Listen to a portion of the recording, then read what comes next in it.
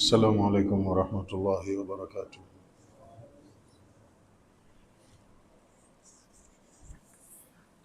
الحمد لله رب العالمين، والصلاة والسلام على أشرف الأنبياء والمرسلين،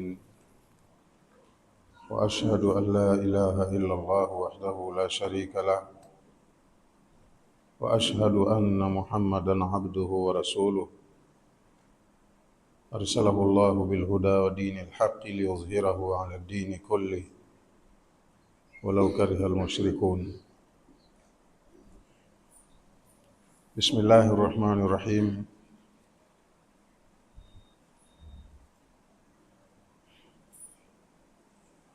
Tuko kwenye sura ya 9, Suratu Tauba. Allah anasema bara'atu min Allahi wa rasulihi, ni tangazo la kuvunja makubaliano, ahadi, mikataba, linatoka kwa Allah na mtume wake. Ila alladhina ahadtum min almushrikin, tangazo hili wafikishiwe wale mliokubaliana nao, munao mikataba nao katika washirikina ambao ni viongozi wa dini ya ushirikina pale Maka. Fasihu fil ardi 4 ashhurin, tembeeni katika ardhi kwa muda wa miezi 4. Bara'atun, tulisema maana yake, ukisema kwenye lugha ya Kiarabu bara'atu minash shay'i, maana yake idha qata'ta ma bainaka wa bainahu min sababin wa azaltahu an nafsik, kama kuna kitu ulikuwa umekipa umuhimu kwako, basi ukakata yale mahusiano yako wewe na hicho kitu, baina yako na hicho kitu, na ukakitoa katika nafsi yako kwamba kuanzia sasa basi. Kwa mfano, ulikuwa unavuta sigara, ukasema sasa mimi bara'atu mina dukhan au bara'atu minat tadkhin, suala la uvutaji sigara nimeshaachana nalo.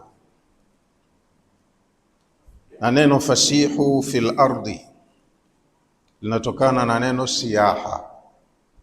Asiyahatu maana yake asairu, ni safari. Kwa hiyo wameambiwa hao waliopigiwa baraa, tembeeni kwa raha zenu bila ya kubughudhiwa katika ardhi ya Allah. Asiyahatu maana yake asairu fil ardi wadhihabi fiha litijarati au lilibadati au ghairihima, ni kutembea katika ardhi kwa ajili ya biashara au safari za kidini au mambo mengine. Hiyo ndo siyaha. Kwa hiyo baada ya kupigiwa tangazo la kuvunja mikataba na makubaliano yote, Allah akawaambia hao aliyowatangazia, fasihu fil ardi 4 ashhurin, maana yake tembeeni kwa amani katika ardhi ya Allah kwa muda wa miezi 4. Fasihu fil ardi 4 ashhurin siru aminina ayuha almushrikun, tembeeni kwa amani enyi washirikina, muddata 4 ashhurin, kwa muda wa miezi 4.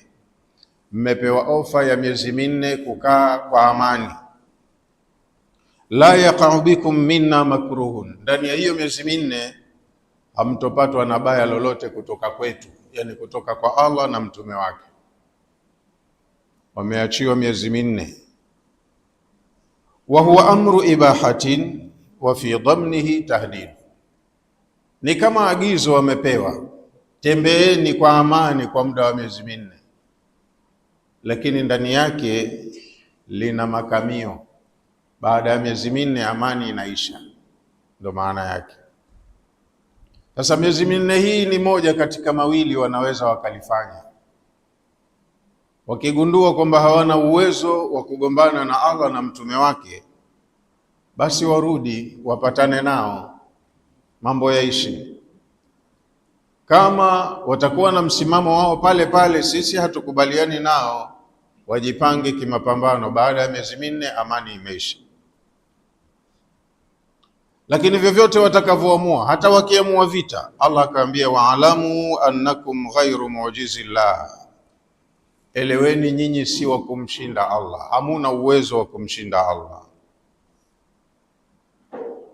La tafutunahu ta'ala, hamwezi kumkimbia au kumkwepa Allah mtukufu.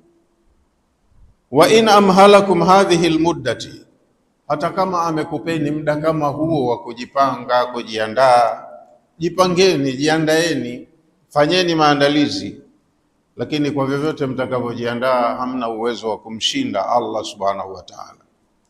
Wa anna Allaha mukhzil kafirin, na ieleweke kwamba Allah siku zote huwakhizi makafiri, anawafedhehesha tu, wataadhirika tu, watajipanga, watakusanya nguvu zao, watafanya maandalizi, lakini hatimaye wakiingia vitani wanashindwa. Wa anna Allaha mukhzil kafirin, ai maana yake anna Allaha mudhilluhum fi dunya, Allah kapanga kuwadhalilisha washirikina hapa duniani bil asri wal qatli. Hata wakiingia vitani atawadhalilisha kwa kukamatwa mateka na kwa kuuawa wengineo. Watauawa na wengineo watakamatwa mateka. Sasa huo ni udhalilifu kwa mtu anayejiita shujaa, alafu akasalitishiwa mtu yeye alimdharau, akamuona hana uwezo, lakini aliyedharauliwa akamshinda mwenye kudharau. Ina maana udhalilifu mkubwa kwa yule ambaye alikuwa na jeuri kuingia mikononi mwa mtu aliyemdharau, akamuona mnyonge akawa mateka wake, au kuingia naye vitani akapambana naye alafu yeye mbabe akapigwa. Allah anaambia atawadhalilisha tu duniani.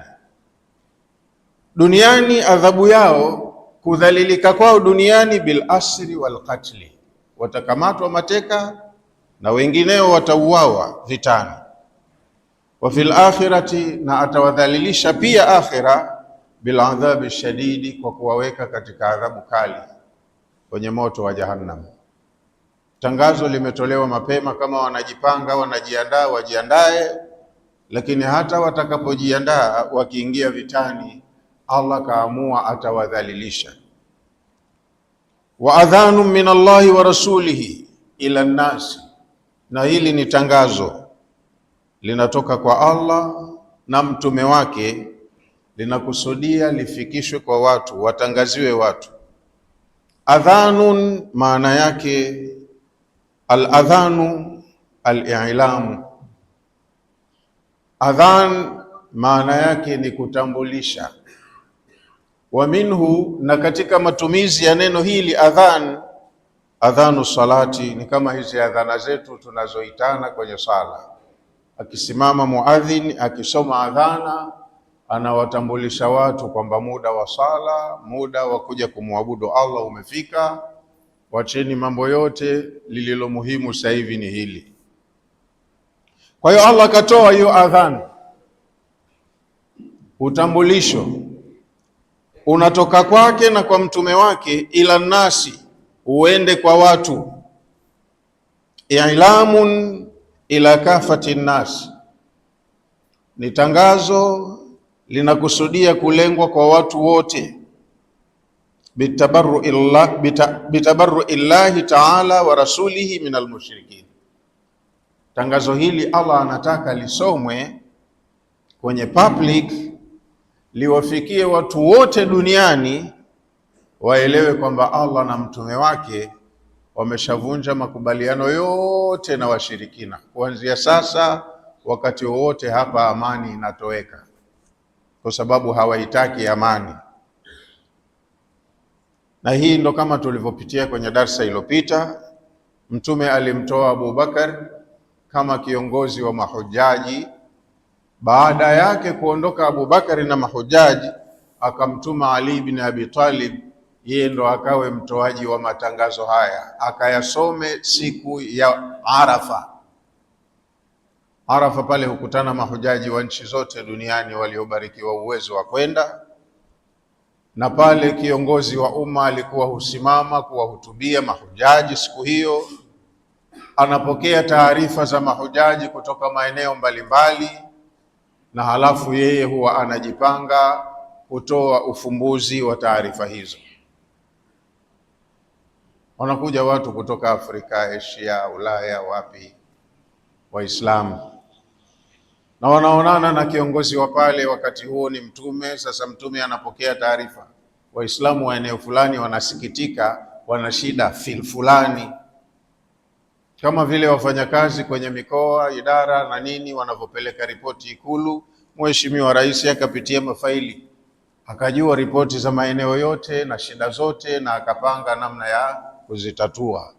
Yeye ndo kiongozi na anapaswa kujua shida ya anaowaongoza, na lazima yeye ndo awe na njia ya kutatua matatizo ya watu.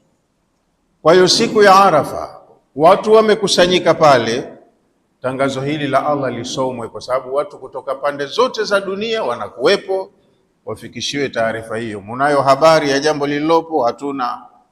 Basi Allah na mtume wake kuanzia sasa wamevunja mikataba yote iliyokuwepo, makubaliano yote waliokubaliana kuanzia sasa yametupiliwa mbali. Tangazo hili litoke Yaumal Hajjil Akbari, siku ya hija kubwa, yani siku ya kilele cha ibada ya hija, kama mtume alivyokuwa anasema alhajju Arafa. Hija yenyewe yote ni pale Arafa, ambapo watu husimama, na siku ya pili yake ndio ikawa sikukuu, alhajju Arafa. Kwa hiyo siku ya mkusanyiko wa mahujaji ndio ilipangwa litolewe tangazo hili, mahujaji wote duniani walisikie, wakiondoka hapo wakirudi kwa jamaa zao wakapeleke taarifa. Lililoko ni hili, Allah na mtume wake wameamua hivi, litoke tangazo hilo Yaumal Hajjil Akbar, yani yaumun nahri, siku ya kuchinja, alladhi, siku ambayo huwa afdalu ayyamil manasiki, ndo siku bora katika siku zote za ibada ya hija, siku ya kisimamo cha Arafa. Pale watu wapewe taarifa ya tangazo hili la Allah na mtume wake. Qala Zamakhshari, amesema Zamakhshari, usifa alhajj bil akbari, imesifiwa hiyo haji kwamba ni kubwa, haji kubwa, siku ya haji kubwa. Lianna al-umrata, kwa sababu umra tusamma al-hajjul asghar, inaitwa ni hija ndogo. Sasa hija kubwa ni hii ibada yenyewe ya hija, na kilele cha hiyo ibada ya hija, pahala patukufu zaidi katika ibada zote zinazofanywa kwenye hija ni siku ya Arafa. Kwa hiyo siku hiyo lisomwe mbele ya watu tangazo hilo. Wa adhanu min Allahi wa rasulihi, kuna tangazo hili linatoka kwa Allah na mtume wake, ila nasi, lifikishwe kwa watu wote duniani. Lini? Siku gani ya kulifikisha? Yaumal Hajjil Akbar, siku ya hija kubwa. Tangazo linasema anna Allaha bari'un minal mushrikina wa rasuluhu, hakika ya Allah na mtume wake wanatangaza kuwa wamejitenga na makubaliano yote na washirikina.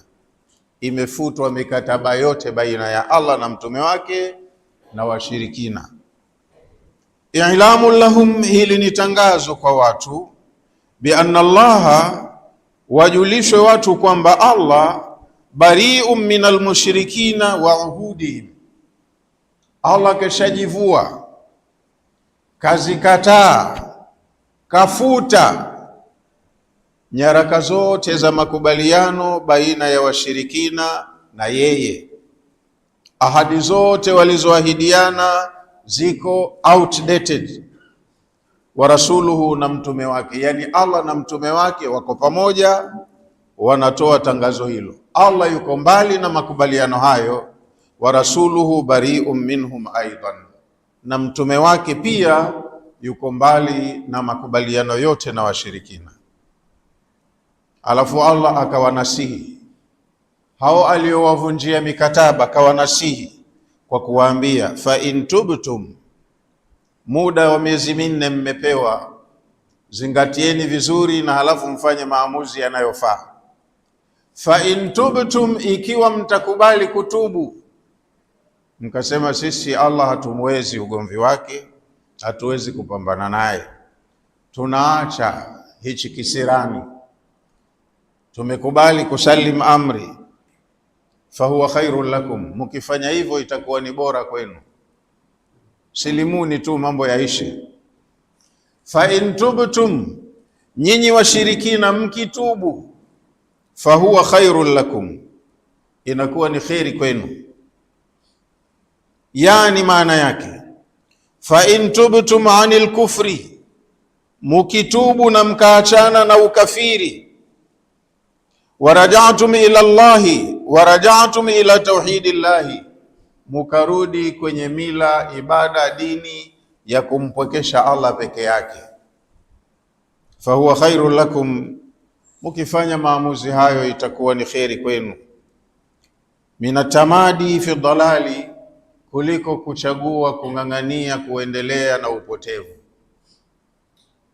Mkijielewa kuwa nyinyi ni viumbe na mkamtambua muumba wenu, mkapatana naye na mkakubali kumwabudu peke yake bila ya kumshirikisha, itakuwa mmefanya maamuzi ya busara. Jambo hilo ni kheri kwenu.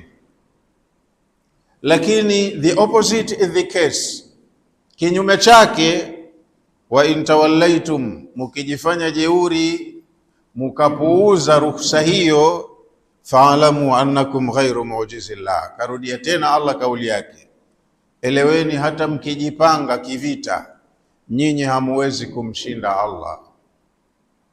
Nyinyi mtabaki kuwa ni viumbe tu, hamuwezi kumzidi mbinu na nguvu muumba wenu. Faalamu, wa in tawallaitum, mukikataa kutubu na kurejea kwake, faalamu, jueni, annakum ghairu mu'jizillah, vyovyote mtakavyojipanga nyinyi hamuwezi kumshinda Allah. Yani maana yake, wa in a'radhtum 'anil islami, mukipuuza kusilimu, kujisalimisha kwa muumba wenu na Mola wenu mlezi, wa abaitum illa listimrari ala alghayyi wa dalali, na mkang'ang'ania tu mkaendeleza ugomvi wenu katika chuki na upotevu, faalamu, eleweni, annakum, hakika yenu nyinyi washirikina, la tafutuna Allaha talaban, hamwezi kukwepa kushikwa na Allah.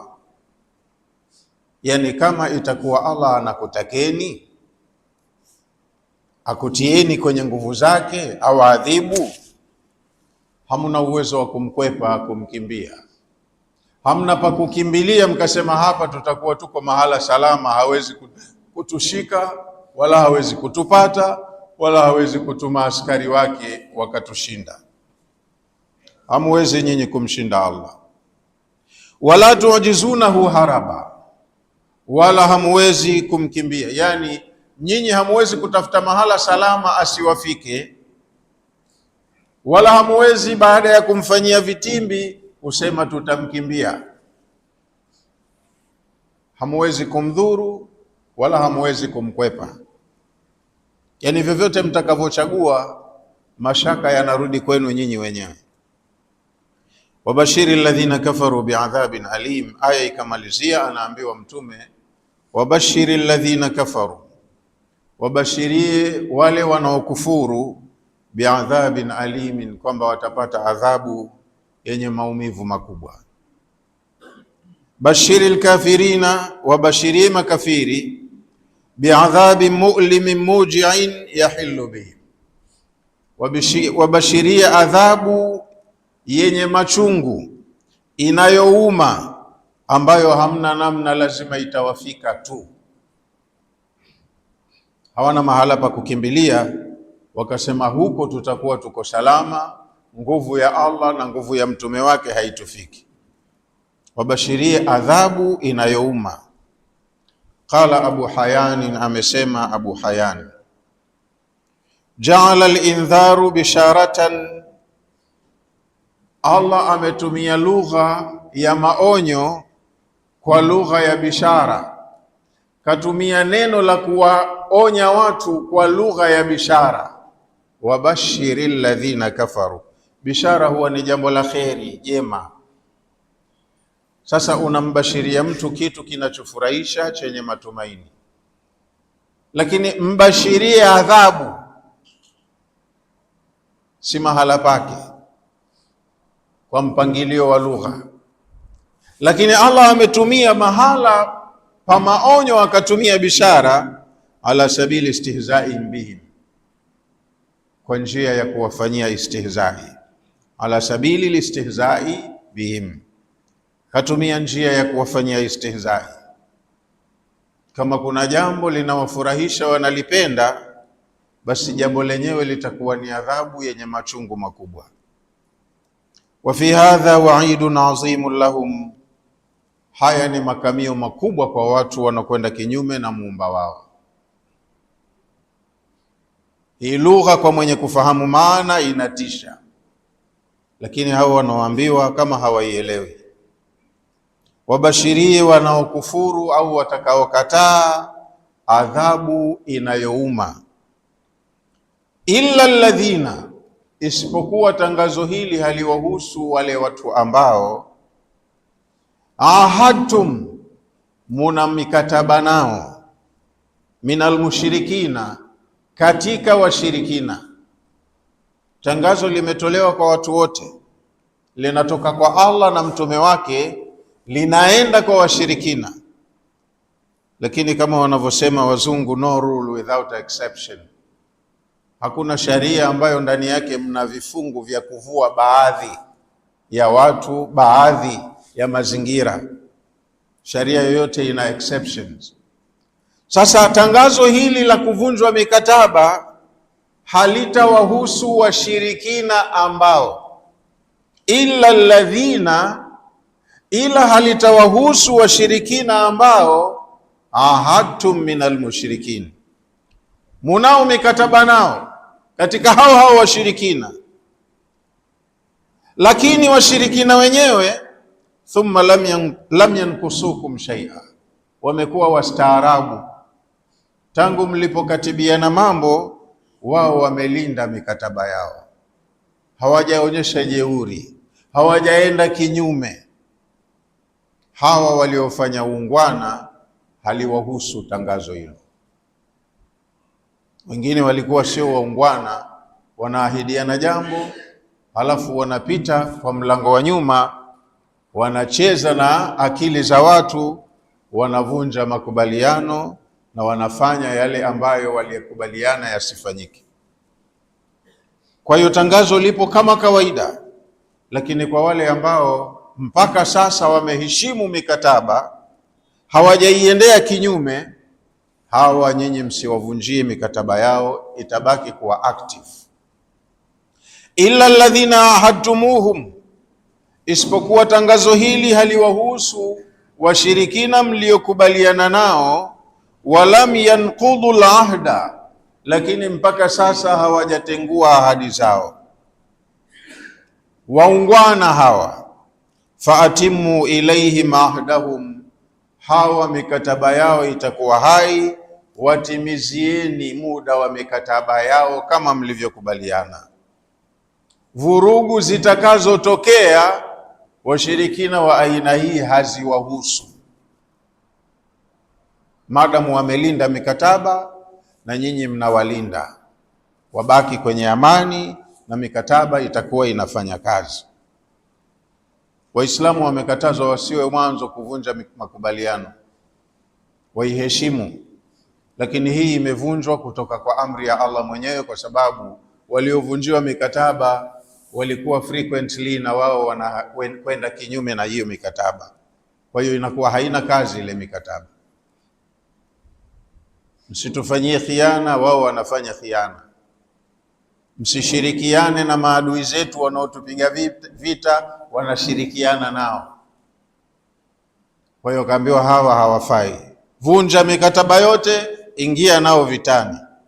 Illa alladhina ahadtumuhum, isipokuwa washirikina muliokubaliana nao, walam yanqudhu al-ahda, na mpaka sasa hawajavunja ahadi zao, hawajaenda kinyume na mikataba. Faatimu ilaihim ahdahum, watimizieni muda wa mikataba. Tuna mkataba wa miaka 10, mtaendelea kuulinda mkataba huo mpaka miaka 10, madamu mliokubaliana nao ni waungwana, wanaheshimu mikataba, na nyinyi heshimuni. Qala fil Kashaf, Shekhe aliandika tafsiri inaitwa Al-Kashaf. Katika kutafsiri aya hizi kasema hivi: wa huwa istithnaun bimaana alistidrak. Hii ni istithna, exceptional case. Tangazo limetoka kwa washirikina wote isipokuwa washirikina wa aina hii. Tangazo hili haliwahusu. Lakin man wafa wa lam yankuth, washirikina wote mikataba imevunjwa, lakini waliotimiza mikataba yao hawajaiendea kinyume. Faatimu alaihim ahdahum, timizeni muda wa mikataba yenu nao, waheshimuni kama walivyojiheshimu.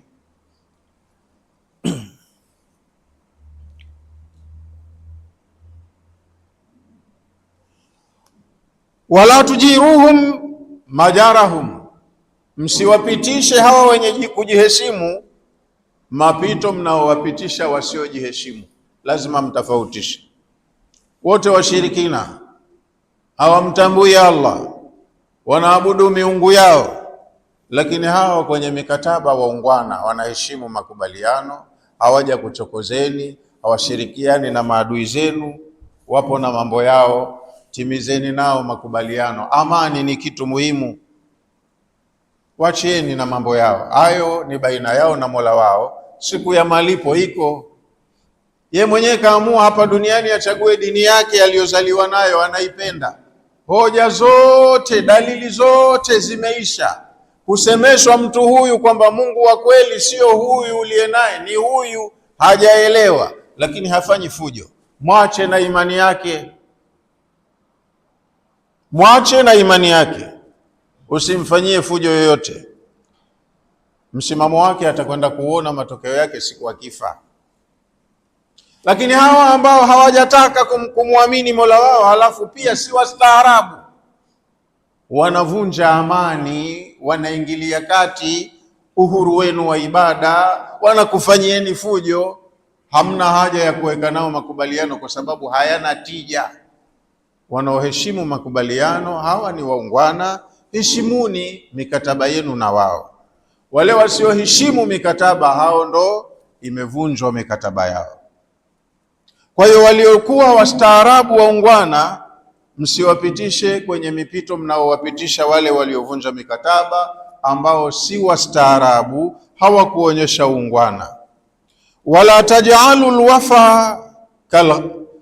tajalu alwafiyu kalghadir, musimchukulie sawasawa aliyetekeleza ni kama yule aliyevunja makubaliano. Huyu tumekubaliana jambo, kaheshimu, katekeleza. Hawezi kuwa sawasawa na ambaye tulikubaliana jambo, kavunja makubaliano. Kwa hiyo kila mmoja munamtreat kwa mujibu wa alivyo. Aliyekuwa muungwana mfanyieni ungwana, hata kama kafiri. Ukafiri ni chaguo lake mwenyewe, halitowadhuru nyinyi. Lakini kwenye masala ya miamala yanayoingilia kati maisha yenu, uhuru wenu, haya mnatakiwa muwe wakali, muyalinde. Thumma lam yankusukum shay'a,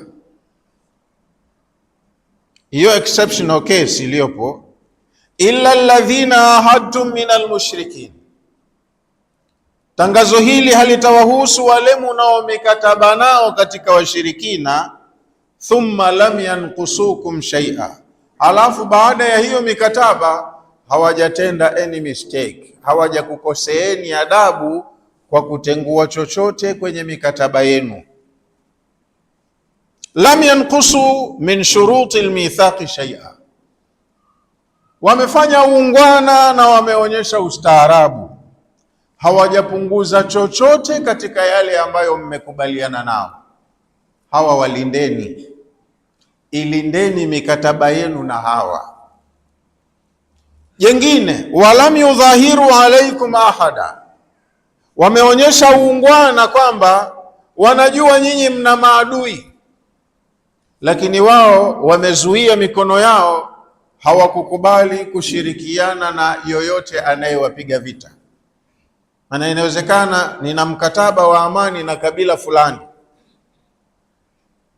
yeye kabila huyo hajanichokoza, haingilii kati mambo yangu, lakini kuna mlango wa nyuma hupita akashirikiana na adui anayekuja kunipiga vita moja kwa moja.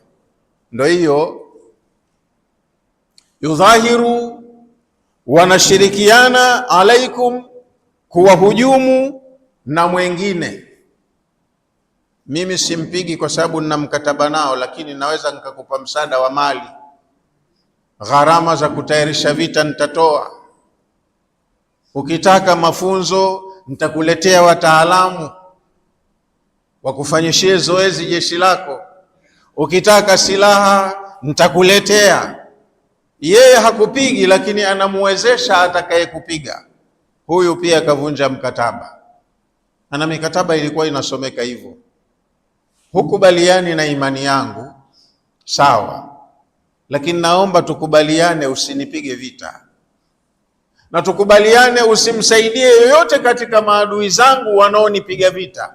Sawa, nimekubali, mnasaini mkataba. Mwingine kaheshimu mkataba, mwingine hajaheshimu mkataba. Aliyeheshimu mkataba yeye hakupigi wala hakubali kutumiwa na anayekupiga, na wewe muheshimu mtu kama huyo. Huyu muungwana, anapenda amani, mbakishe katika amani. Usimuingize kwenye orodha huyu na yule wote washirikina ndo wale wale. Lazima utofautishe mwenye madhara na asiyekuwa na madhara. Hana madhara, usimfikishie madhara. Dili na yule anayekufikishia we madhara peke yake. Inafahamika hiyo. Uislamu umekamilika kwenye kila idara, na kama mna wataalamu katika rasilimali watu, lazima mupange vizuri kuwatumia kwenye mambo kama haya ya kimataifa. Hapa pako salama, hapa ndo panapokuja shari yote. Sisi tutadili na hapa panapokuja shari, lakini na huku mnakagua huo mkataba unaenda sawa. Hawa jamaa hawajatuzunguka, kama wameonyesha uungwana, waonyesheni uungwana na wao. Lam yuayinu alaikum ahada, wametulia kweli washirikina, lakini wametulia, hawajamsaidia yoyote katika wale wanaokupigeni vita. Min aadaikum, miongoni mwa maadui zenu. Kwa hiyo wao waheshimuni, wabakisheni katika amani, dilini na wale ambao wamevunja mikataba na hawapendi kuona nyinyi mnaishi kwa amani. Hawa waliojiheshimu wakatimiza masharti ya mikataba, faatimu ilaihim ahdahum ila muddati, hawa timizeni makubaliano yenu katika hiyo mikataba mpaka muda mliokubaliana uishi. Kama ni miaka 10, miaka 10, miaka 20, miaka 20. Mikataba hiyo inazungumzwa. Kama walifanya uungwana kwenu, basi na nyinyi uful ahda kamilan ila inqidai muddati, tekelezeni kwa ukamilifu makubaliano mliokubaliana mpaka ufike muda wa kuisha makubaliano hayo. Inna Allaha yuhibbul muttaqin, huo ndio ucha Mungu, na Allah anawapenda wacha Mungu. Huo ndio ucha Mungu, na Allah anawapenda wacha Mungu. Kwa hiyo mna ahadi na watu kuweni waungwana nyinyi kwa kutimiza hizo ahadi, na mkiona wao wametimiza ahadi, wafanyieni ungwana. Huo ndo ucha Mungu. Tunaishi ndiyo, huyu kafiri hataki kuwa na msimamo wangu, huna haki ya kumlazimisha. Lakini kwenye masala ya mustawa wa maisha, amani yetu, mambo yaende, kila mmoja awe huru, haya ndiyo tunaodili nayo. Huyu katoesha amani, hataki tuwe huru, tutachangamka na huyu. Huyu anapenda amani, anajali uhuru wetu, tutamuheshimu hata kama ni kafiri. Ndo ucha Mungu huo. Inna Allaha yuhibbul muttaqin, hakika Allah anawapenda watu wacha Mungu. Anatunyima amani, anatudhalilisha, wanauawa watu wetu, mitego ya ajabu ajabu, kila siku watu wanapotea. Hapa hatuwezi kuheshimu mikataba. Tukigundua anayefanya vitimbi hivi ni fulani, tunashughulika naye. Lakini kuna mwingine tuna mikataba naye, katulia, hafanyi vituko kama hivi, mwache afanye mambo yake kwa mila yake, ukafiri wake ni wake mwenyewe. Sisi tutamtendea uungwana kwenye miamala kama hii ya kimaisha. Ndo dini inavyotutaka, na huo Allah kauita ucha Mungu, na anawapenda Allah watu wenye misimamo hiyo. Hata kafiri ana haki zake, naye usimnyime haki zake, usimvunjie uhuru wake, usimdhulumu mali zake.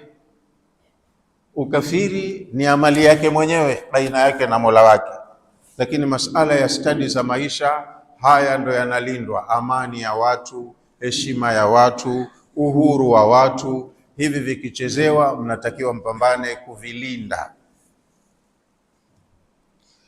Ay inna Allaha yuhibbul muttaqina li rabbihim, Allah anawapenda wale wenye kumcha Mola wao.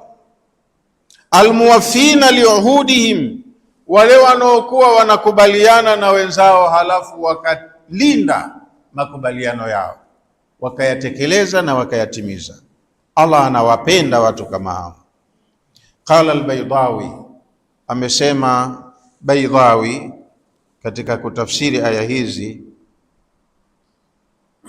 hadha ta'lilun wa tanbihun, hii ni kujenga hoja na kutoa sababu, na pia ni kutanabahisha. Tunatanabahishwa sisi ala anna itmama ahdihim, kuwatimizia wale mnao mikataba nao ahadi zao, mimbabi taqwa, tunajulishwa ni katika masala ya uchamungu.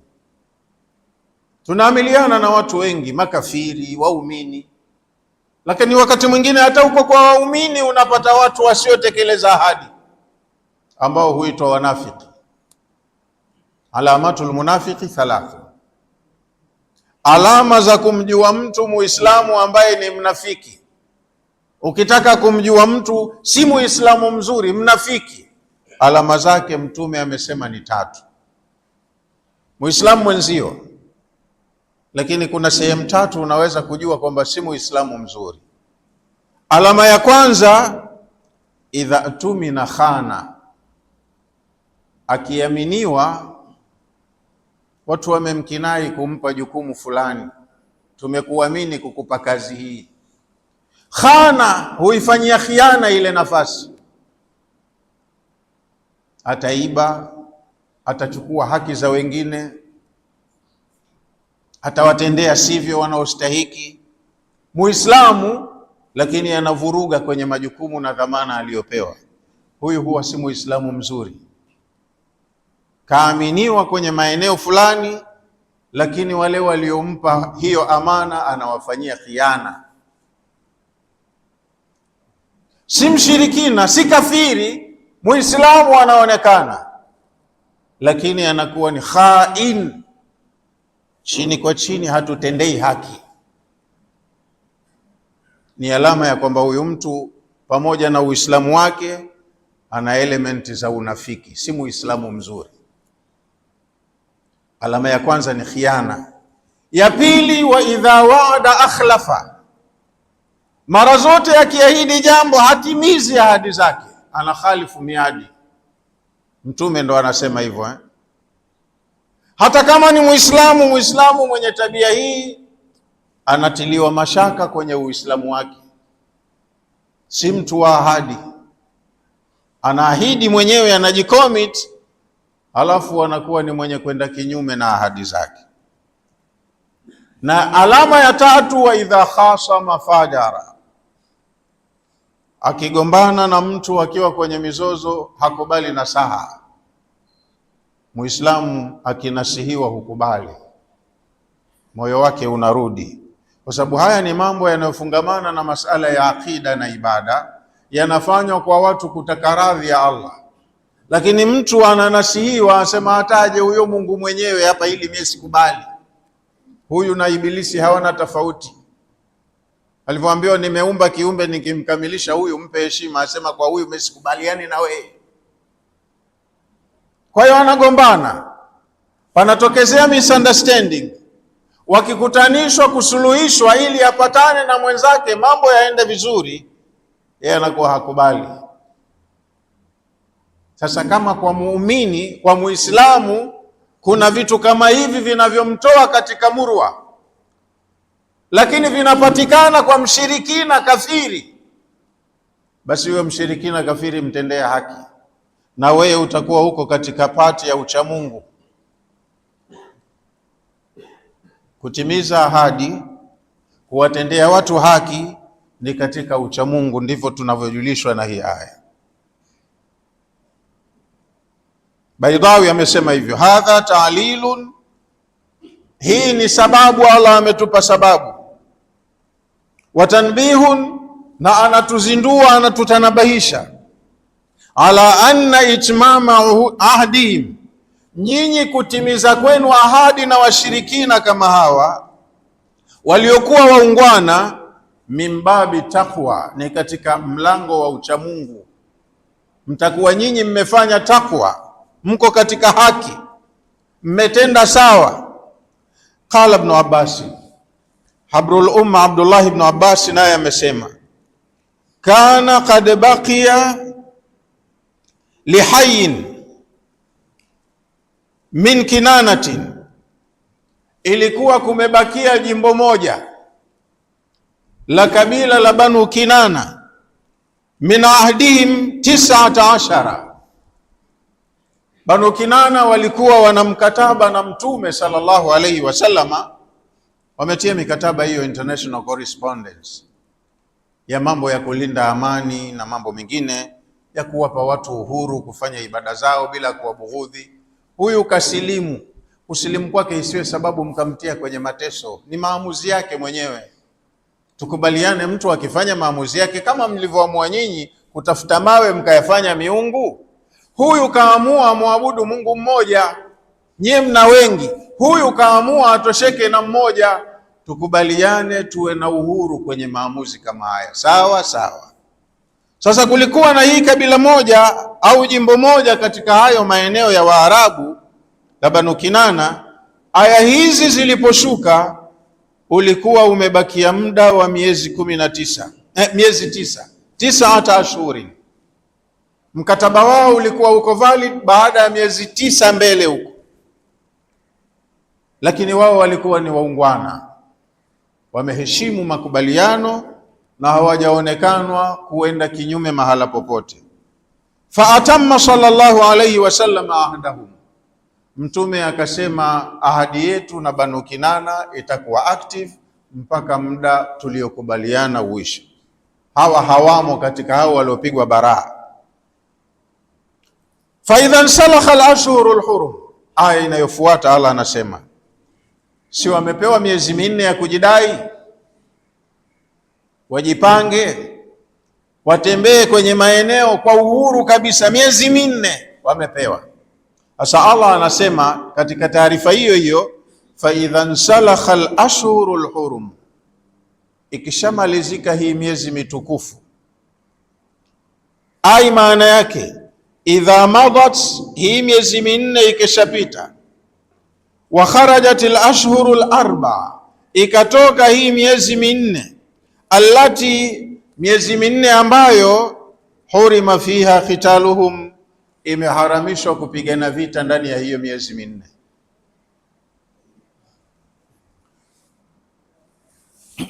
Faqtulul mushrikina, anzisheni vita. Kabla ya hiyo miezi minne wameambiwa washirikina watembee kifua mbele, hawatobughudhiwa.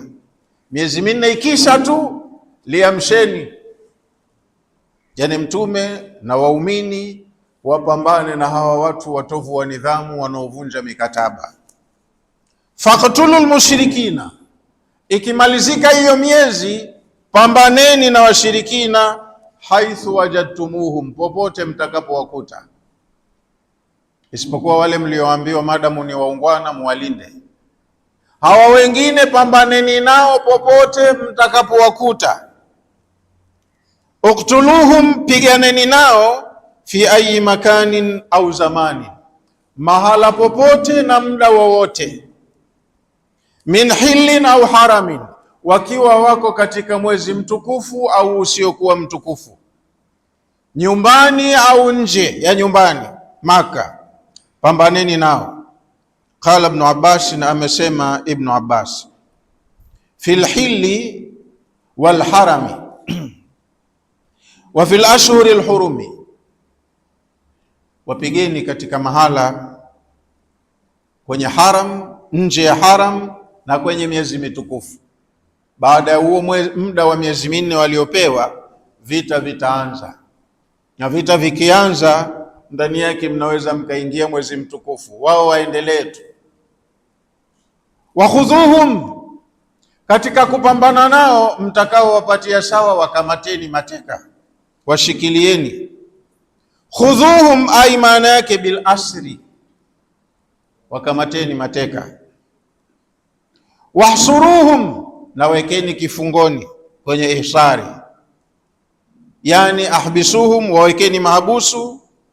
Wamnauhum min at-taqallubi fil biladi, ndio hiyo maana moja. Kumweka mtu mahabusu, umemnyima fursa ya kuwa huru kutiritiri mijini. Kule tulipita kwenye Amfali, kwenye vita vya kwanza vile vya Badri, kaambiwa hujawa na wakati wa kukamata mateka, hili tatizo. Lakini wakati kapewa sababu ya kwamba hujawa na uwezo wa kukamata mateka, bila shaka kwa muda wa baadaye ataandaa mazingira. Kadiri siku zikienda, mtume ana gain momentum, anafanya mambo makubwa zaidi ya kiulinzi. Sasa mkishakuwa mko vizuri, mkipambana nao, wakamateni mateka, wawekeni kizuizini, wasiwe huru kutembea kukutana na wenzao wakapanga na hivi. Mwingine huwezi kumkamata mateka mtata, wanauawa vitani. Lakini mkishawazidi nguvu, isiwe kuua ndiyo hobi, wakamateni mateka, muwaweke kizuizini. In tuhsinu fahsuruhum, mkishakuwa mna uwezo wa kuwamiliki, wawekeni kizuizini. Fil khilai wal husuni, wawekeni kwenye ngome zenu, kwenye maselo. Hata yadtaru au yudtaru ila alqatli au alislam, mpaka yatengenezeke mazingira, kafanya fujo huko kizuizini, atauawa. Kaona haki ilipo, sema hawa kweli nguvu walionayo ina msaada wa Mungu, kasilimu, ndo jambo linalotakiwa. Asilimu au akifanya fujo atauawa. Waqudu lahum kulla marsadin, jipangeni muwakalie kila maeneo ya kuwavizia, maana na wao huwa wanavizia, wanatafuta sehemu kwenye weakness, tutapenya vipi tuingie eneo fulani tukafanye hujuma fulani. Na nyinyi Waislamu jipangeni kiulinzi. Qudu lahum kulla marsadin, yani muwe makini katika kuweka ulinzi sehemu nyeti za maeneo yenu, wasije wakapenya hawa wakaleta madhara. Uqudu lahum fi kulli tariqin yaslukunahu, wategeni na muweke barriers, muweke ulinzi kwenye kila njia ambazo wao huwa wanapita. Watatafuta na wao ujanja, tupenyee wapi, tutokezee sehemu fulani tukafanye nini. Na nyinyi kwenye maeneo yenu mujipange vizuri. warqubuhum fi kulli mamarin, wavizieni kwenye maeneo yote ambayo kwa kawaida huwa wanapita, au mnategemea nyinyi hawa wataplani kupita maeneo fulani, tangulieni nyinyi mkaweke kinga, mjilinde huko. Kila sehemu ambayo inategemewa hawa watapita, kaeni mlinde kwenye mipaka yenu. Fi kulli mamarin yajtazuna minhu fi asfarihim, wategeni na muweke ulinzi kwenye kila njia ambazo wao huwa kwenye safari zao kwa kawaida wanapita. Wanakaa watu kwenye nchi zao, utaona maeneo ya mipaka, kwenye njia rasmi, njia kuu na njia zisizo rasmi. Nyinyi mnajua wanaweza kupenya sehemu fulani, nyinyi mkaweke huko ulinzi. Nchi inalindwa, na mkifanya uzembe ndo hujuma zinakuwa nyingi. Watu wanakuja wakaleta uharibifu kwenye mali, wakateketeza roho za watu, wakaharibu majengo, wakakuharibieni mazao kwenye mashamba, wakafanya hivi. Kwa hiyo mujilinde kwenye nchi yenu na shari za hawa jamaa, ni amri kutoka kwa Allah hiyo. Qala fil bahri, amesema mwana wa chuoni aliandika tafsiri inayoitwa al-Bahr al-Muhit. Wa hadha tanbihun, ili ni tanabahisho. Allah anatutanabahisha ala anna al-maqsuda, makusudio ya maagizo haya ya Allah, isalul adha ilaihim, kama wao wanavyofanya maudhi, na nyinyi muende kwenye zile sababu ambazo wao hupata kuzitumia kufanya maudhi. Waudhini kama na nyinyi wanavyokuudhini. Idha isalul adha ilaihim bikulli wasilatin, mujipange na nyinyi muwafanyie maudhi kwa kutumia njia yoyote, kama ambavyo wao hutumia njia nyingi kukufikishieni maudhi. Muwe makini kutrace hizo njia, na nyinyi mzibe mianya mapema.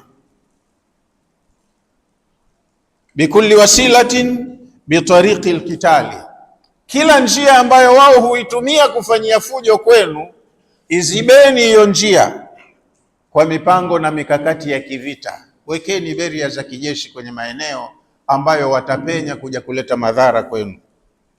Au bitariqi al-ightiyali, au mara nyingine hufanya vitu vya kushtukizia vya hila, mkashtukia tu mmeathiriwa sehemu fulani, na nyinyi muamke muwe mapema kulinda hivyo vitu. Hao watu hufanya hichi na hichi na hichi, hutumia mbinu hii na hii na hii, na nyinyi kaeni na wataalamu wenu, mkae mujipange, mfikiri hizi tutazizuiaje hizi njama zao, hujuma hizi tutapunguzaje makali yake, na nyinyi mjipange kiulinzi ili kupunguza madhara, watu wenu wakae salama.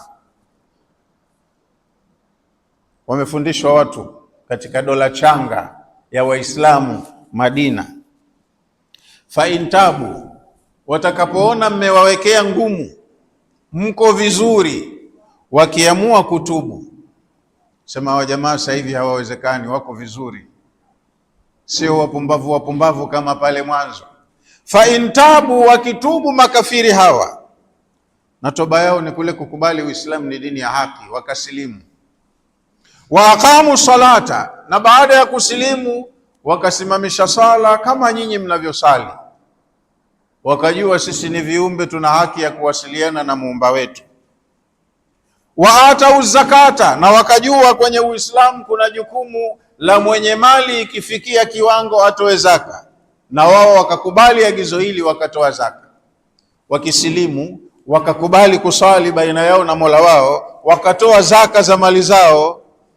Maana yake fa intabu ani shirki, wakitubia kutokana na ushirikina wao, wakaacha ushirikina, wakakubali la ilaha illa Allah.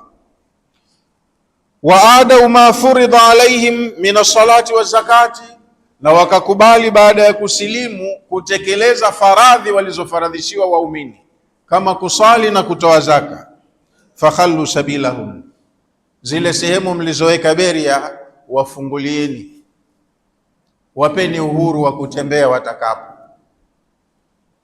Walipokuwa maadui zenu mnatahadhari nao, mmewawekea ngumu kwenye kila njia, lakini mkiwaona wamenyooka sasa, ni ndugu zenu katika dini. Vile vikwazo waondoleeni, wawe huru kupita, kwenda, kurudi, kununua, kuuza. Mkiona wamejirekebisha, washakuwa ndugu zenu katika imani, fakhallu sabilahum, wafungulieni njia zao, waachieni njia. Yani kufu anhum, acheni kuwadhibiti, kuwawekea vikwazo. Wala tataarabu lahum, wala msiwataaradhi kwenye masala ya kimaisha. Watakuwa wana right ya kwenda mji huu mji ule, wakachukua cha huku wakenda wakauza kule, chukua cha kule wakaja wakauza huku, wakatengeneza maisha yao. Inna Allaha ghafurur rahim. Huu ndo ungwana. Alikuwa mkorofi lakini karudi sasa akawa mtu mwema, basi Allah anamjua anayejirekebisha. Na kwa mtu ambaye anajirekebisha, atamkuta Allah ni mwenye kusamehe yaliyopita na ana rehema, atamfungulia fursa, amuondolee maovu yake na ampeleke katika upande wa rehema zake. Anayekubali kutubu, kasilimu, kaacha makosa yake yote yanasamehewa, anakuwa ni mtu huru kama watu wengine, kwa sababu Allah ndo tabia yake. Ghafurun, ni mwenye kusamehe sana makosa. Rahimun, ana rehema kwa waja wake, huwatoa kwenye kuangamia akawapeleka kwenye mafanikio. Fa inna Allaha wasi'ul maghfira, Allah ni mkunjufu wa maghfira, warahma, na ni mkunjufu wa rehema vile vile. Liman taba wa anaba, kwa mtu yote anayetubia makosa yake na akafuata utaratibu akaelekea kwenye dini ya haki. Allah anamjua aliyejirekebisha, humfungulia milango yake, akakubali kumsamehe makosa yake na akamuongoza kwenye rehema zake, akaondoka vizuri katika dunia akiwa ni mtu mwenye mafanikio. Wa in ahadu minal mushrikina istajarak, Allah akamwambia mtume wake, wa in ahadu minal mushrikina istajaraka, ikiwa mshirikina yoyote atakutaka jiwar. Istajaraka maana yake talaba jiwaraka, yani amanaka. Wa in ahadu minal mushrikina, ikiwa kutatokezea mshirikina yoyote, talaba jiwaraka, kataka amani yako, kakwambia nilinde, mimi sijakubaliana na msimamo wako na itikadi yako, nabaki na dini yangu hivi hivi, lakini naomba unilinde, nitakuwa ni mtu mwenye amani kwenu. Hiyo ndo jiwara. Zamani hakukuwa na masala ya immigration. Hizi ni taratibu za kisasa. Lakini kwa mfano mtu anatoka zake Persia, si Mwarabu, kaja zake kwenye eneo la Waarabu, pengine huko maisha yamemzonga, hana amani, anatafutwa kwa shari, kasema nitakwenda kuishi Arabuni. Hawezi kuingia Arabuni mtu ambaye sio Mwarabu mpaka ampate Mwarabu amdhamini. Uongozi wa Waarabu ujue fulani anakaa hapa kwetu, yuko chini ya himaya ya fulani. Kwa hiyo huyo fulani anayemuhami, huyo ndo anakuwa jaruhu, kampa kinga, ulinzi. Lolote likitokezea, yule mwenyeji aliyemdhamini ndo atajibu. Imefahamika hiyo eh? Sasa hivi ndo kuna taratibu za kwamba uwe na visa, sijui uwe na pasi, uwe na hivi na hivi. Lakini zamani unakwenda Maka, unaenda Madina, hawakutambui, lazima umpate mwenyeji wa Maka, mwenyeji wa Madina anayefahamika, mwenye nguvu, aseme huyu ataishi hapa chini yangu. Si lazima uishi nyumbani kwake, unaweza kuishi popote, lakini huyu anaishi hapa kwa dhamana ya fulani. Sasa ikitokezea mshirikina yoyote kaja kutaka jiwari, kinga, amani kwa Mtume sallallahu alaihi wasallam, anaambiwa ampe amani. Katoka kwao, hujui alivyotoka, kapenda kuja kuishi hapa, mkubalie. Lakini ikitokezea hiyo fursa, ndo kama ninavyosema, uangalizi unakuwepo wa kutosha, mwendo wake, nidhamu yake, desturi yake. isiyo ikaja na ajenda zake anataka kutimiza hapa. Kama kaja kwa kheri, atakaa kwa kheri na atakuwa ni mwenye amani tu kabisa. Wa in ahadun minal mushrikina istajaraka, yani inistaamanaka mushrikun, akaja mshirikina kutaka amani yako umlinde, wa talaba minka jiwaraka, akataka jiwar kwako, nataka nikae hapa kwa ulinzi wako, nilinde, niombee idhini ya kukaa hapa, nitakaa hapa kwa dhamana yako wewe. Akija mtu kama huyo na ushirikina wake, faajiru, mlinde, mwache aishi. Uislamu haujampiga mtu marufuku asiyekuwa Muislamu kuishi kwenye jamii ya Waislamu. Atabaki na ushirikina wake, atabaki na Ukristo wake, atabaki na ubuda wake, anakaa. Ndo Zanzibar, ndo maana utakuta kuna Wahindu, Wachina pia walikuwepo. Kuna Wazanzibari wa China wengi tu hapa, wamezaliwa hapa, hata kwao China hawakujua. Watu wa dini zote wamekuja. Kwa hiyo kaja kutaka himaya ya hapa imuhami, mpe hata yasmaa kalam Allah. Huenda ikawa ni fursa kwake, akiishi na watu waumini atayasikia maneno ya Allah. Kama akili yake iko salama, anaweza akakunjuliwa ufahamu, akaelewa uzito wa maneno hayo, akajua kumbe mimi nilikuwa napotea, hawa jamaa wenzangu wako kwenye haki. Ataathirika na tabia za Waislamu, ibada za Waislamu, maneno ya kitabu cha Allah, ndio hiyo kalamullah, atayasikia yakisomwa, yakizungumzwa. Kwenda ikawa kukaa kwake hapa kwake yeye faida. Yani kaja mtu mshirikina kutaka kuishi hapa kwenu, aminhu, mpe amani, mkubalie kukaa, hata yasmaa alqur'ana wa yatadabbarahu, ili apate fursa ya kuisikia Qur'ani ikisomwa, na maadamu ana akili timamu atazingatia maelezo ya Qur'ani. Qala Zamakhshari, Qur'ani ina athari hata kwa asiyefahamu lugha, lakini ina muathiri, ina mvuto fulani. Kama akili yake iko salama, atajituma kutafuta ukweli. Hichi kitabu cha aina gani? Kwani kinazungumza nini? Akifuatilia hivyo vitu, lazima moyo wake utasoma positively, na inakuwa ni sababu ya yeye kuwa ni miongoni mwa Waislamu. Allah akamuonyesha njia, akawa ni ndugu yenu. Kwa hiyo kaja kuomba amani, kukaa hapa kwenu, mpe hiyo amani ili apate fursa ya kuisikiliza Qur'ani na kuizingatia. Qala Zamakhshari, Zamakhshari amesema almaana, maana ya aya, in jaaka ahadun minal mushrikina, ikiwa atakujia yoyote katika washirikina, baada inqidai al-ashhur al-hurum, baada inqidai al-ashhur al-arba, baada ya kumalizika ile miezi minne. Yani miezi minne ikisha peshatangazwa vita, lakini baada ya miezi minne kuisha kaja mshirikina kwenu, yeye mwenyewe kama yeye peke yake au na familia yake, asema mimi naomba amani, napenda niishi hapa kwenu. La ahda bainaka wa bainahu, tena mshirikina mwenyewe hamna mafungamano ya mikataba baina yako na yeye. Kaja yeye mwenyewe tu, hajaja kwa niaba ya taifa lake, kabila lake, kaja mwenyewe tu. Fastamanaka, akakuomba amani. Liyasma tad'u ilayhi, liyasma ma tad'u ilayhi, ili akae kusikiliza mwenyewe, anafanya utafiti. Kwani wewe watu wanakupiga vita, unalingania nini? Kwa nini kuna uadui mkubwa baina ya watu na wewe?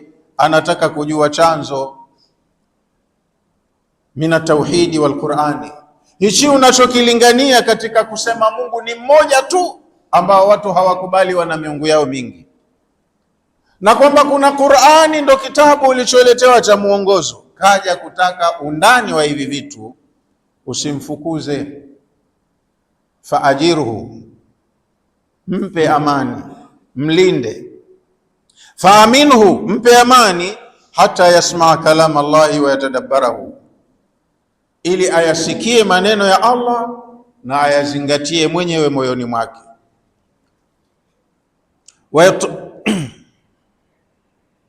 Wayutalli ala haqiqati al-amri, akizingatia mwenyewe kwa hiari yake, ataufahamu uhakika wa jambo lenyewe, atajua wewe unalingania nini na uzito wa unacholingania na hivi vingine ukoje.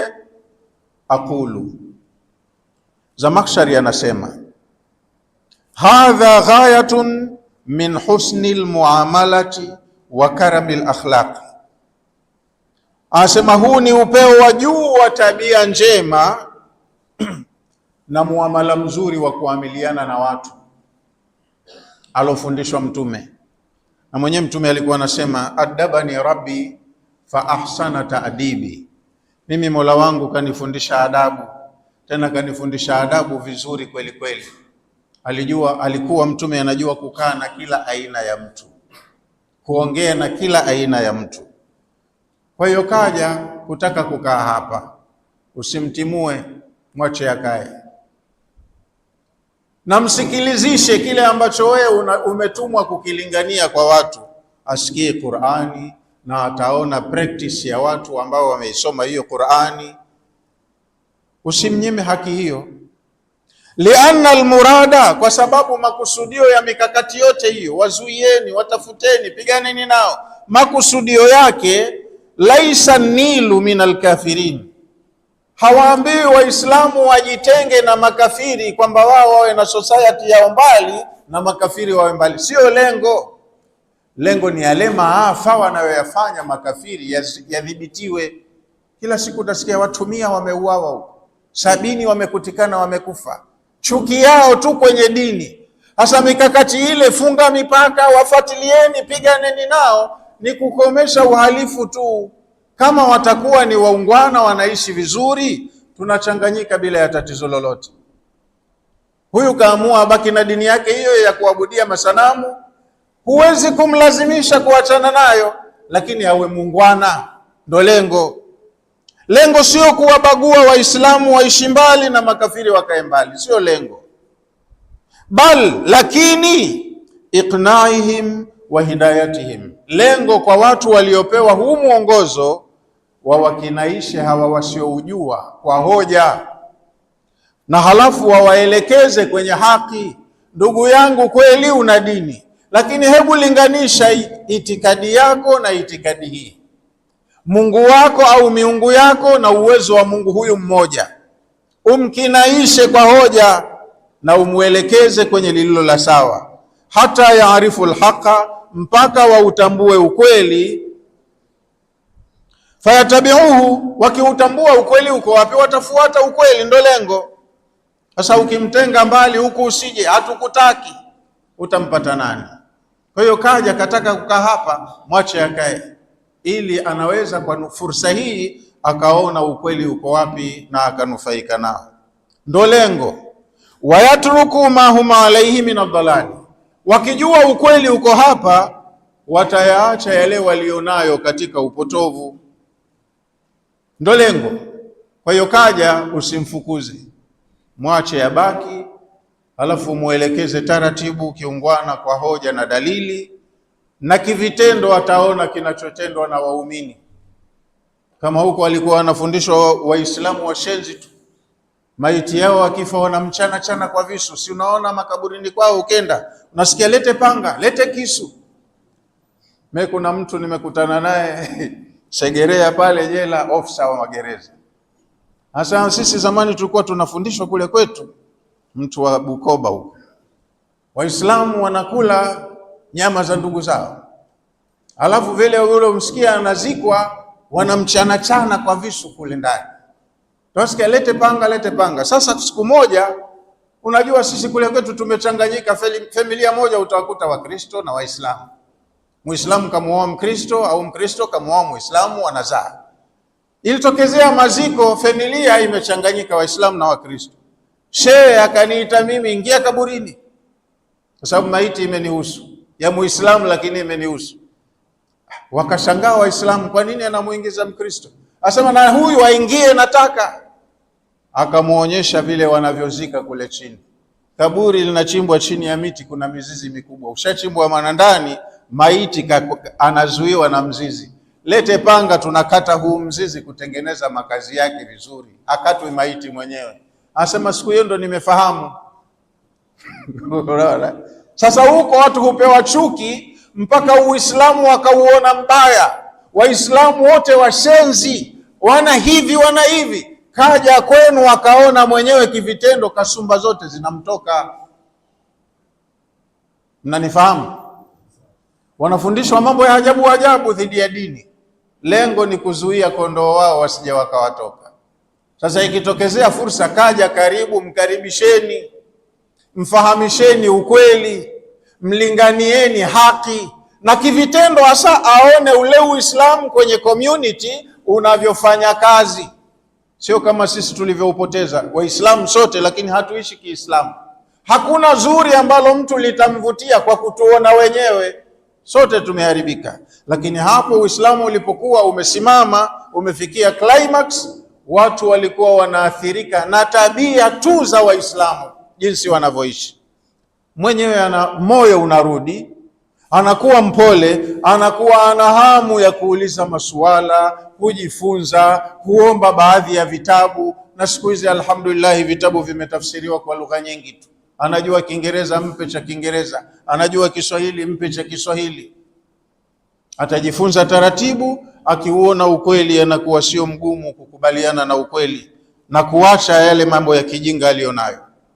Summa, kesha akishajifunza chochote katika kusikia Qur'ani, ablighuhu ma'amana, mfikishe kwa salama kwenye eneo lake, kwenye familia yake, kwenye watu wake.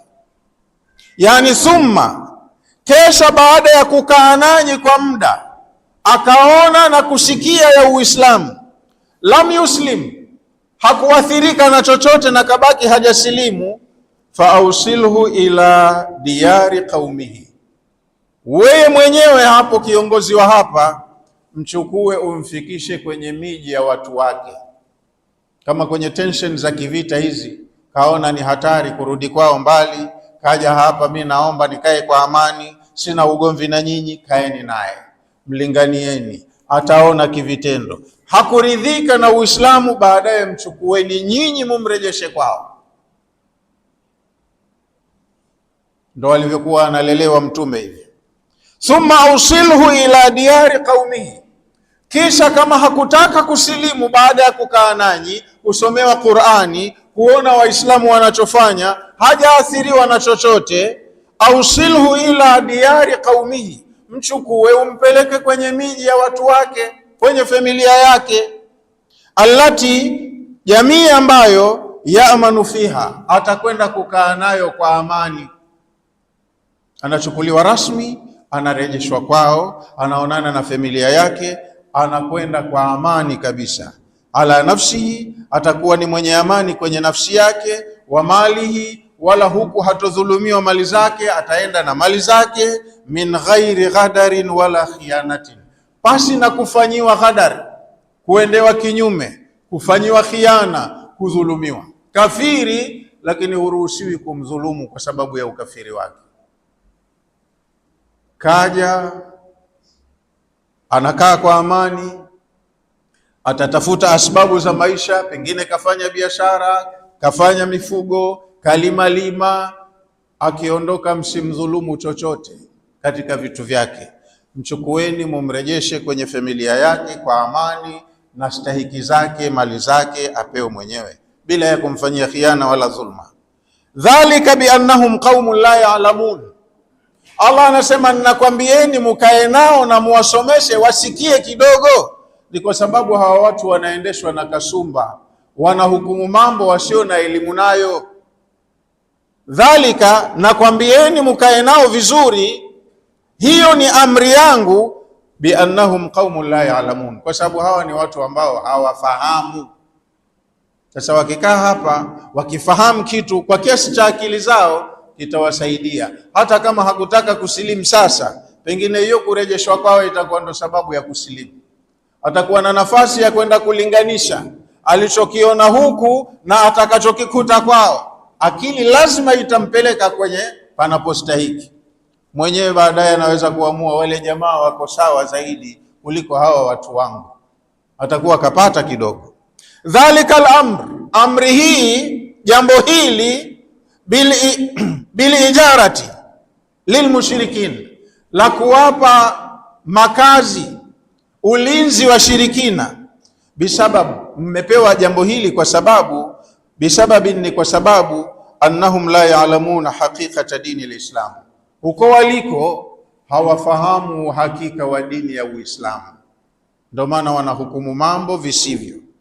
Wakiingia kwenye jamii yenu kama Waislamu na mna practice Uislamu, wataelewa kwa kina nini Uislamu na ipi itikadi ya Waislamu na miamala ya Waislamu.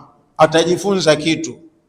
Fala budda min amanihim, hapana budi wakija kwenu muwape amani, mukae nao vizuri, hata yasmau, mpaka wasikie maagizo ya Allah, wayatadabbaru, na wazingatie vizuri.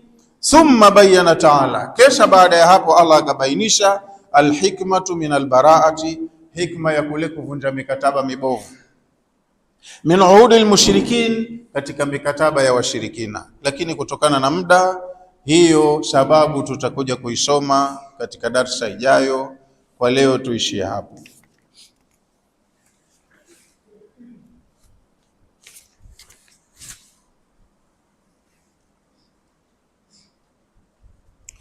Taishia hapo aya 6 leo inshallah. Bismillahir Rahmanir Rahim. Wa adhanu min Allahi wa rasulihi, na ni tangazo kutoka kwa Allah na mtume wake. Ila nasi, tangazo hili watangaziwe watu wote, linatoka kwa Allah na mtume wake, liende kwa watu wote duniani. Na linatolewa tangazo hili yaumal hajjil akbari, siku ya hija kubwa, kwenye uwanja wa Arafa, lisomwe kwenye audience ya watu wa makabila, mataifa kutoka pande mbalimbali. Tangazo hilo linasema anna Allaha bari'un minal mushrikina wa rasuluhu, eleweni enyi watu, Allah kavunja mikataba yote, yeye pamoja na mtume wake, baina yao na washirikina. Fa in tubtum, nyinyi washirikina kama mtatubu baada ya tangazo hili, fahuwa khairul lakum, itakuwa ni khairi kwenu mkifanya hivyo. Wa in tawallaitum, mukiendelea kukataa, fa'lamu annakum ghairu mu'jizillah, eleweni vita vipo na nyinyi hamwezi kumshinda Allah kwenye vita hivi. Wabashiri alladhina kafaru bi'adhabin alim, na wabashirie makafiri adhabu inayouma. Watajivuna kidogo kwa pesa zao, nguvu zao hapa duniani, lakini wakiondoka duniani wana adhabu inayouma. Illa alladhina ahadtum minal mushrikin, isipokuwa msivunje mkataba na wale mliokatibiana nao katika washirikina. Thumma lam yanqusukum shay'an, halafu kwenye makubaliano yenu hawakupunguza chochote, mikataba waliitendea haki. Walam yudhahiru alaikum ahadan, halafu hawakushirikiana na yoyote katika maadui zenu. Mmefanya uchunguzi, jamaa fulani mkataba wameuheshimu, hawakutengua kipengele chochote cha makubaliano yetu, wala hawakushirikiana kwenye uovu na yoyote katika mahasimu zetu. Kama hawa, faatimu ilaihim ahdahum, mikataba yao itimizeni mpaka muda mliokubaliana. Ila muddatihim, mpaka ifikie deadline. Inna Allaha yuhibbul muttaqin, huo ni ucha Mungu. Mkifanya hivyo, Allah anawapenda watu wacha Mungu. Fa idhan salakha al-ashhurul hurum, ikimalizika hii miezi mitukufu, faqtulul mushrikina haithu wajadtumuhum, anzisheni vita na washirikina popote mtakapowakuta. Wakhudhuhum, wakamateni mateka. Wahsuruhum, na muwaweke kizuizini, maabusu. Waqudu lahum kulla marsadi, na kwenye njia zote wanazopita kaeni kiulinzi, kwa tahadhari ya kuja kufanya hujuma kwenye community yenu. Fa intabu, wakitubu, Wa aqamu salata wa atau zakata, kutubu kwao ni kwamba wakubali Uislamu ni dini ya haki na Mola anayestahiki kuabudiwa ni mmoja tu. Wakilikubali hilo, wajue kuna wajibu wa kusali na kutoa zaka. Wakiyakubali hayo, fakhallu sabilahum, wafungulieni njia zao, wawe huru kupita hapa na pale, kwenda huku na kule, kufanya hili na lile, hata kama wamebaki na ushirikina wao. Lakini watakaokuwa huru ni wale watakaosilimu, wakasimamisha sala, wakatoa zaka. Fakhallu sabilahum, wanakuwa ni ndugu zenu, waachieni njia zao. Inna Allaha ghafurur rahim, hakika Allah ni mwenye kusamehe na mwenye rehema kwa anayetubu na kujirekebisha. Wa in ahadu minal mushrikina istajarak, na ikiwa yoyote katika washirikina kataka himaya kwako, faajirhu, mpe himaya, akae kwako, hata yasmaa kalam Allah, mpaka asikie maneno ya Allah. Thumma ablighu ma'manahu, alafu mfikishe kwenye mji wake, akakae na watu wake kwa amani. Dhalika biannahum qaumun la ya'lamun, ruhusa hiyo ya Allah ya kwamba muwaweke kwenu wasikie maneno ya Allah ni kwa sababu hawa watu ni watu wasiofahamu, hawaufahamu kwa huko nje waliko Uislamu. Wakija huku kwenu ndo wataufahamu Uislamu. Ila sisi Waislamu wa sasa, narudia, sisi hatuishi Kiislamu. Kwa hiyo yoyote kafiri anaishi na sisi haoni tofauti na sisi na yeye, kwa sababu sisi tumeacha mila yetu, tunafuata mila yao. Kwa hiyo hakuna kinachomvutia katika Uislamu. Wanaosifika kwa wizi, Waislamu wanaongoza. Wanaosifika kwa zinaa, Waislamu ndo wenyewe. Wanaosifika kwa kutokuwa na uaminifu, Waislamu wanaongoza kwa wizi, khiana, utapeli na kila kitu. Hasa kinamvutia kitu gani kwa Waislamu mpaka akaona ni dini ya haki? Lakini kwa wakati ule ilikuwa Waislamu popote wanapoishi ni tofauti na watu wenye imani nyingine. Maisha yao tu Waislamu ni dawa tosha, inawaathiri watu wengine, wanavutiwa na maisha yao, jinsi walivyowakarimu, wanavyopendana, kila mmoja anavyojali mwenzake, wanavyotenda haki kwenye maamuzi, kwenye hukumu na kila kitu. Wallahu a'lamu. Wassalamu alaikum warahmatullahi wabarakatuh.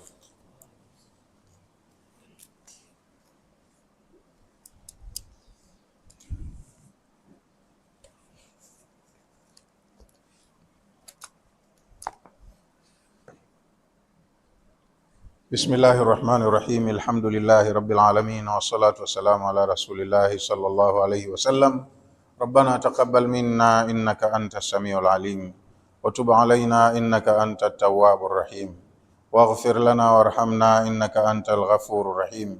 Rabbana atina fid dunya hasana wa fil akhirati hasanatan wa qina adhaban nar. Rabbana ighfir lil mu'minina wal mu'minat wal muslimina wal muslimat الأحياء منهم والأموات برحمتك يا أرحم الراحمين. ربنا اغفر للمؤمنين والمؤمنات والمسلمين والمسلمات الأحياء منهم والأموات برحمتك يا أرحم الراحمين. وصلى الله على نبينا محمد وعلى آله وصحبه وسلم. الحمد لله رب العالمين.